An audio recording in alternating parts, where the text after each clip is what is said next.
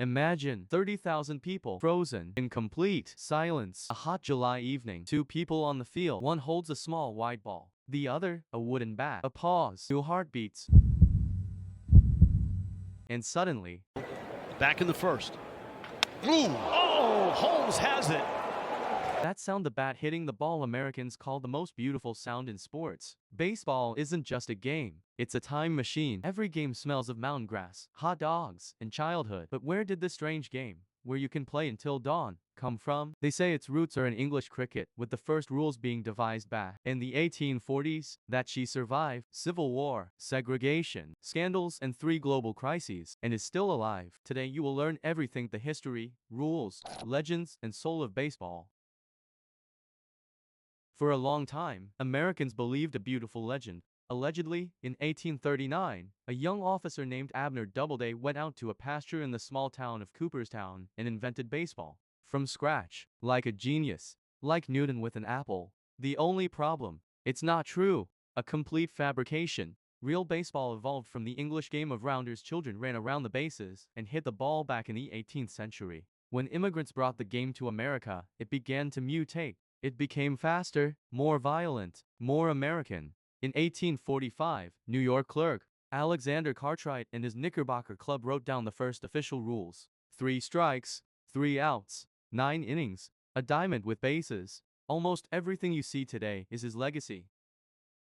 After the Civil War, the country needed healing, and baseball proved to be the bandage. Soldiers returned home and brought it to every town. In 1869, the first professional club, the Cincinnati Red Stockings, was founded. They played 57 games in their first season and didn't lose a single one. But there was also a dark fact. When Major League Baseball (MLB) finally took shape in 1903, African American players were not allowed in. They created their own leagues with their own superstars, their own stadiums, their own histories. A parallel baseball that white America tried to ignore. Okay, enough history, let's figure out how it works. Here's baseball in a nutshell. The pitcher throws the ball. The batter tries to hit it and reach all 4 bases without getting an out. There are 2 teams on the field, one attacking, the other defending. The defense has 9 players: the pitcher in center, the catcher behind the batter, and 7 in the outfield. The offense has a batting line. The game is divided into 9 innings, with both teams on offense in each inning. Time out. What is 3 strikes? A strike is when the batter misses a throw or the ball flies through the strike zone without making a hit. 3 strikes and you're out. 3 outs and your team goes on defense. It's as simple as a traffic light. Now comes baseball's greatest paradox: there's no clock at all. A game can last 3 hours, or it can last 6. Theoretically, it could never end. As long as there are 3 outs, no one goes anywhere. It's the only major team sport in the world without a timer. A home run is sacred. When the ball flies over the fence into the fair zone, the batter has calmly circled all 4 bases and scored a run. If there are 3 on base, it's a grand slam. 4 runs for a single hit. The stadium goes wild. Amazing fact: every MLB ball is still hand-stitched. 108 stitches, red thread. At a single factory in Costa Rica, about 1 million balls are made each season. The industrial age has bypassed this detail. Time out. Resin and chalk. What's the trick? Pitchers are prohibited from lubricating the ball with anything: tar, chalk, or saliva. This is called a dirty ball, and it results in immediate ejection from the game. But the desire to cheat is eternal. Wet ball scandals have plagued baseball throughout its history. Babe Ruth.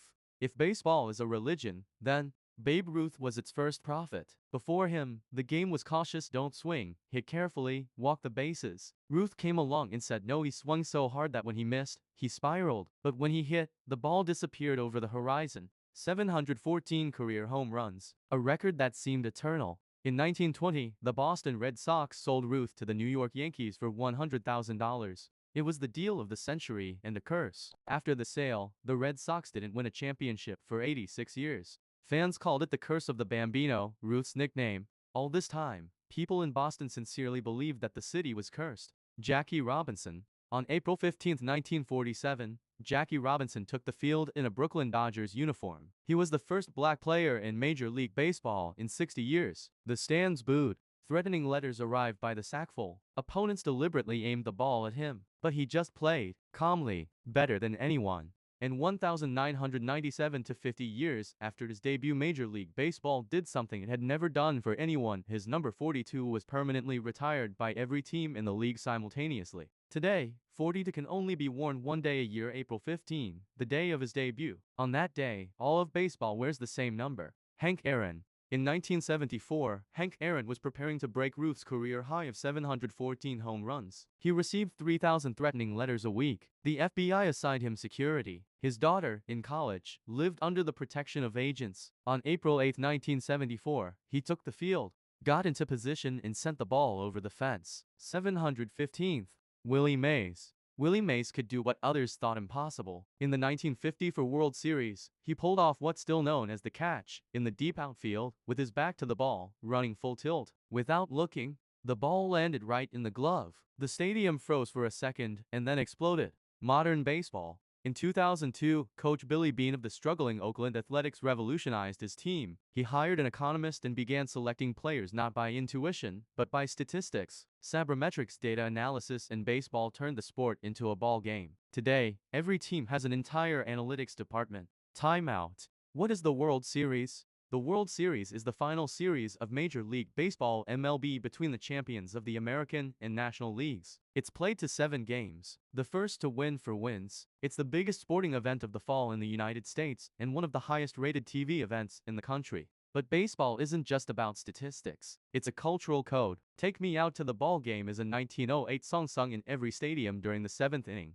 when everyone stands up and stretches. The 7th inning stretch is an official tradition. No one remembers when it started, and no one plans to stop it. There's something meditative about baseball. It's the only sport where you can sit in the stands for 3 hours, almost nothing happening, and yet you're not bored. You wait. Baseball is the art of waiting. And then, in a split second, a strike, a scream, history. From a Cooperstown pasture to 50,000-seat stadiums. From boys with a homemade bat to Shohei Ohtani with a $700 million contract. Baseball changed and then didn't. Still the same white ball, and stitched with red thread. Still the same sound. Ooh. Oh, Holmes has it.